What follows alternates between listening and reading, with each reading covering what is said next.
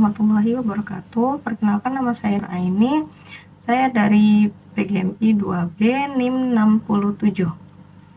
Di sini saya akan menceritakan salah satu tokoh Islam, yaitu Khalid bin Walid.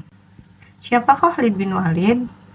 Dia bernama Khalid bin Walid bin Mughirah bin Abdullah bin Umair bin Muhzum. Ia dijuluki Saifullah atau Pedang Allah. Ia seorang pahlawan Islam, panglima para mujahid, dan pemimpin pasukan yang selalu dibantu Allah. Ia tak pernah terkalahkan baik di masa jahiliyah maupun setelah Islam. Ia memiliki ide-ide yang cemerlang, keperkasaannya yang tiada tara, dan taktik yang jitu. Ayahnya seorang pemimpin terkemuka suku Quraisy. Kekayaan yang dimiliki sangat banyak, sampai seluruh suku Quraisy mesti berkumpul untuk membungkus Ka'bah dengan kiswah. Seorang yang mengharamkan khamar di masa jahiliyah, akan tetapi ia memusuhi Islam dan menentang dakwahnya sampai ia meninggal 3 bulan setelah Islam. Ibunya bernama Ashma, atau yang dikenal dengan Lubabah kecil, putri Al-Harits bin Harb Al-Hilaliyah. Ia adalah saudari Lubabah besar, istri Abbas ibnu Abdul Muthalib. Keduanya merupakan saudari Maimunah binti Al-Harits, istri Nabi Sallallahu Alaihi Wasallam, seorang penunggang kuda yang tangguh dan pahlawan suku Quraisy. Air terjun dalam perang Badar, perang Uhud, dan perang Khandaq di barisan kaum musyrikin. Kemudian ketika Allah Subhanahu wa taala menginginkan kebaikan untuknya, Allah Subhanahu wa taala memasukkan rasa cinta Islam ke dalam hatinya. Khalid bin Walid telah mengikuti berbagai peperangan. Tak sejengkal pun bagian tubuhnya melainkan terdapat cap syuhada atau bekas besetan pedang atau tusukan tombak. Ia pernah berkata, "Malam dikala aku dihadiahi seorang pengantin, atau aku diberi kabar gembira dengan kelahiran anakku, tidaklah lebih aku sukai daripada malam yang sangat dingin dalam barisan pasukan kaum muhajirin di saat paginya aku akan berhadapan dengan musuh." Walid mengajaknya masuk Islam. Rasulullah Shallallahu Alaihi Wasallam masuk ke kota Mekah dalam rangkaian umrah qada. Ikut bersama Rasulullah Al-Walid bin Walid atau saudara Khalid bin Walid yang telah lebih dahulu masuk Islam daripada Khalid. Walid mencari-cari saudaranya Khalid, tetapi tidak menemukannya. Ia pun menulis pucuk surat kepada saudaranya. Bismillahirrahmanirrahim. Amma ba'du. Sesungguhnya aku tak menemukan sesuatu yang telah mengherankan daripada jauhnya pikiranmu dari Islam. Engkau seorang yang cerdas, tak seorang pun yang tidak mengenal agama seperti Islam. Aku pernah ditanya suatu kali oleh Rasulullah Shallallahu Alaihi Wasallam tentang dirimu. Beliau bertanya, "Mana Khalid?"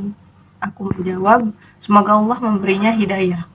Beliau bersabda lagi, "Orang seperti Khalid tidak mengenai Islam. Andai ia gunakan kehebatan dan ketangguhannya yang selama ini gunakan bersama kaum muslimin, tentu akan lebih baik baginya. Bergegaslah, wahai saudaraku, untuk menjemput peluang-peluang kebaikan yang sempat luput darimu." Oke, lalu selanjutnya kisah Islamnya Khalid bin Walid. Setelah menerima surat dari saudaranya, surat itu dibaca dengan seksama. Khalid bin Walid sangat gembira mengetahui bahwa Rasulullah pernah tentang dirinya.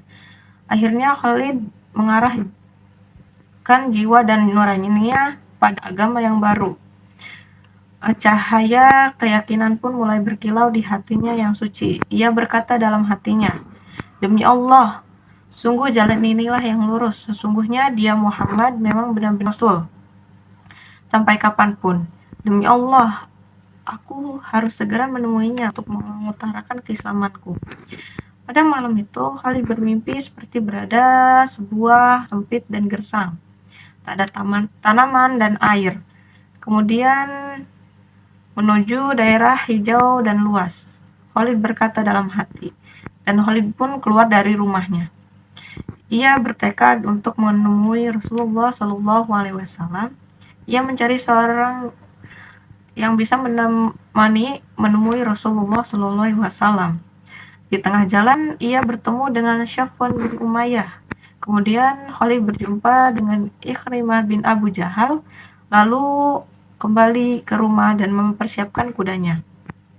Ia mulai melangkah, tiba-tiba bertemu dengan Utsman bin Talhah yang merupakan sahabat dekatnya. Ia menyampaikan rencananya untuk menemui Rasulullah SAW. Ternyata menerima ajakannya. Akhirnya mereka pergi ke tujuan yang sama. Lalu di jalan mereka bertemu dengan Amr bin Ash. Mereka mempercepat langkah dan segera masuk menemui Rasulullah SAW. Khalid lebih dulu masuk dan ia segera menyampaikan salam pada Rasulullah. Rasulullah membalas salamnya dengan wajah berseri. Khalid segera berucap, "Wahai Rasulullah, aku telah banyak berada pada posisi yang menentang kebenaran. Maka berdoalah kepada Allah untuk mengampuniku." Rasulullah bersabda, "Islam akan menghapus segala dosa yang telah berlalu." Khalid melanjutkan, "Wahai Rasulullah, doakanlah aku." Rasulullah bersabda, "Ya Allah, ampunkanlah Khalid atas segala perbuatannya yang menghalangi manusia dari jalanku." Kemudian Utsman bin Talhah dan Amr ibnu Ash pun maju dan membaiat Rasulullah SAW. Sejak hari itu Rasulullah tidak pernah memberi sesuatu kepada sahabatnya lebih dari yang diberikan kepada Khalid bin Walid. Rasulullah berpesan kepada sahabat-sahabat yang lain, "Jangan sakiti Khalid, karena sesungguhnya ia adalah pedang di antara pedang-pedang Allah yang dia hunuskan pada orang-orang kafir." Terus selanjutnya yaitu pertempuran Khalid di medan perang bersama kaum muslimin. 3 bulan setelah kedatangan Khalid Madinah, Nabi Muhammad SAW memerintahkan dan mengutus kepada penguasa Ghassanid Suriah, pengikut kekaisaran Romawi, Bizantium, dengan surat mengundang dia untuk masuk Islam. Ketika melewati Mu'tah, utusan ini dicegat dan dibunuh seorang kepala suku lokal Ghassanid dengan nama Surahbil bin Amr. Secara tradisi, utusan diplomatik memiliki kekebalan dan tidak boleh dibunuh. Kabar ini membuat Madinah marah. Kemudian ekspedisi segera disiapkan untuk mengambil tindakan hukuman terhadap Ghassanid. Rasulullah menunjuk Zaid bin Haritsah sebagai panglima perang. Bila Zaid gugur, maka Ja'far bin Abi Thalib yang menggantikannya. Dan bila Ja'far gugur, maka Abdullah bin Rawahah akan menggantikannya. Bila ketiga panglima perang tersebut gugur, maka panglima perang selanjutnya dipilih oleh pasukan muslimin. Ketiga panglima perang tersebut pun akhirnya gugur syahid. Pasukan muslimin kemudian memilih Khalid bin Walid sebagai panglima perang. Khalid kemudian mengatur strategi bagaimana 3.000 pasukan muslimin selamat dari pembantaian 200.000 pasukan gabungan Romawi, Bizantium, dan Ghassanid Arab dalam peristiwa yang dikenal sebagai pertempuran Mu'tah. Sepanjang malam Khalid mengatur pasukannya menjadi beberapa pasukan di belakang pasukan utama. Pagi harinya menjelang pertempuran, pasukan tersebut bergerak maju seakan-akan mereka akan membawa bala bantuan. Romawi pun merasa gentar mengira pasukan muslimin mendapatkan pasukan tambahan dalam jumlah besar. Sepanjang hari Khalid entah bagaimana tetap bertahan dan tidak menyerang. Malam harinya Khalid memerintahkan pasukannya untuk mundur dan kemudian kembali ke Madinah. Namun Romawi tidak mengejar karena khawatir ini merupakan jebakan. Dalam pertempuran Mu'tah ini Khalid kehilangan 9 pedangnya, dan setelah pertempuran Khalid diberi gelar pedang Allah oleh Rasulullah SAW. Setelah kemudian pada 630 Masehi, Khalid dan kaum muslimin terlibat dalam pertempuran Hunain dan pengepungan Taif.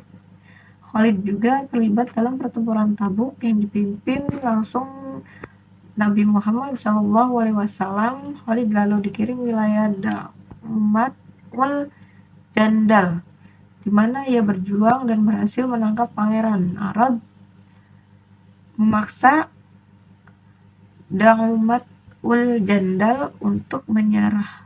Dan masih banyak lagi pertempuran yang dilakukan oleh Khalid pada masa Nabi.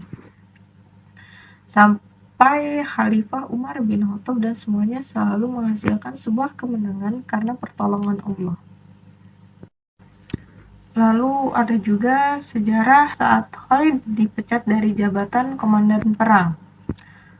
Saat Umar menjabat menjadi khalifah, tugas pertamanya adalah membebaskan tugasnya Khalid dari komando tertinggi pasukan muslimin dan mengangkat Abu Ubaidah sebagai komandan baru pasukan muslimin.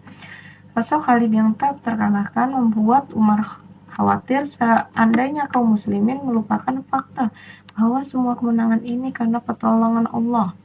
Umar ingin melindungi akidah pasukan muslimin saat itu. Maka Khalid pun akhirnya digantikan oleh Abu Ubaidah. Umar menjelaskan alasannya memecat Khalid, mengatakannya, "Saya tidak memecat Khalid bin Walid karena benci atau pengkhianatan, tetapi karena semua orang sudah terpesona. Saya khawatir orang hanya percaya kepadanya dan hanya akan berkorban untuknya. Maka saya ingin mereka tahu bahwa Allah Maha Pencipta dan supaya mereka tidak menjadi sasaran fitnah." Setelah dipecat sebagai panglima perang, Khalid masih melanjutkan perjuangan pembebasan Syam di bawah pimpinan Abu Ubaidah hingga suatu saat pemecatan Khalid. Maka Khalid tetap berada di barisan depan saat pertempuran hingga ada salah satu seorang sahabat berkata, "Wahai Khalid, hari ini kamu sudah tidak menjadi komandan perang lagi. Kenapa kamu masih berada tetap di garis ke depan pasukan?" Maka jawab Khalid, "Demi Allah, aku berperang bukan karena Umar, tapi aku berperang karena Allah semata. Maka aku tidak peduli apakah aku seorang komandan atau tentara biasa. Maka aku akan tetap berada di barisan terdepan untuk menjemput syahid."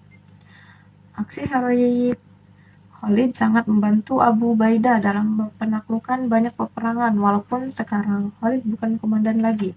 Beberapa peperangan seperti Levant Tengah, pertempuran Emesa, pertempuran Damaskus bagian kedua, pertempuran Yarmouk, penaklukan Yerusalem, penaklukan Suriah Utara, dan perjalanan ke Armenia dan Anatolia, kesemuanya berhasil ditaklukkan.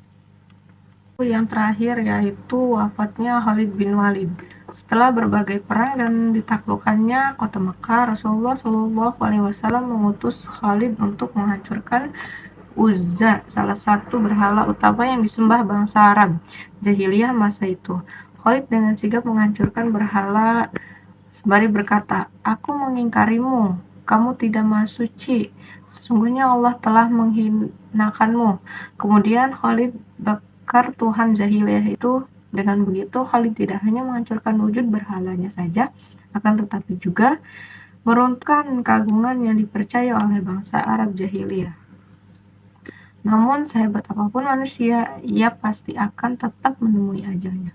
Begitu pula Saifullah al-Maslul, Khalid bin Walid, pada tanggal 18 Ramadan 21 Hijriah, kesedihan menyelimuti kota Suriah. Tangis-tangisan sedih terdengar menghantarkan kepergiannya, tepat di usianya ke-50 tahun.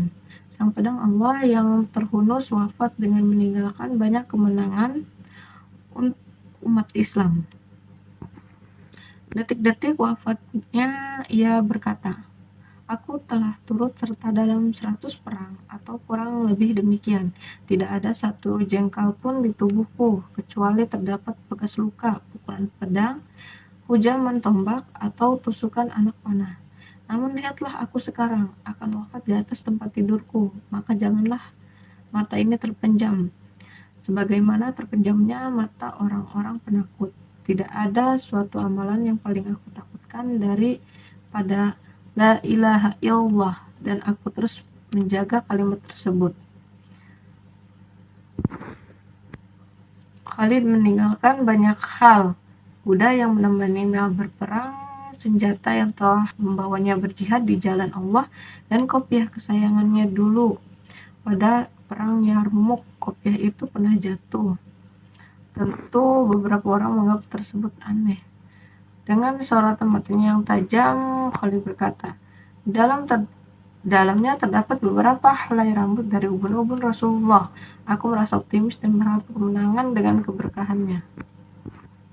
Hikmah yang didapat dari kisah Khalid bin Walid yaitu taubat yang diterima, lalu ketegasan dalam keislaman, lalu ketajaman strategi militer, lalu ketangguhan dalam menghadapi rintangan. Nah, mungkin itu saja yang bisa saya ceritakan tentang salah satu tokoh Islam yaitu Khalid bin Walid. Terima kasih. Wassalamualaikum warahmatullahi wabarakatuh.